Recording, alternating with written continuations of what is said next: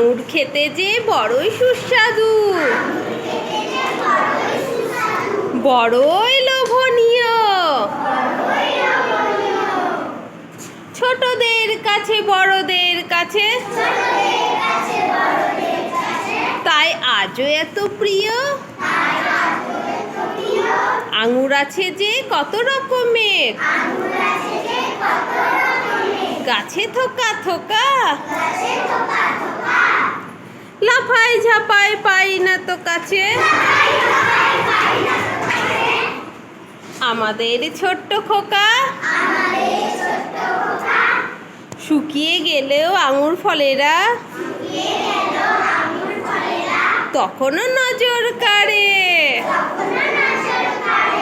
কিশমিশ হয়ে যায় সহজেই,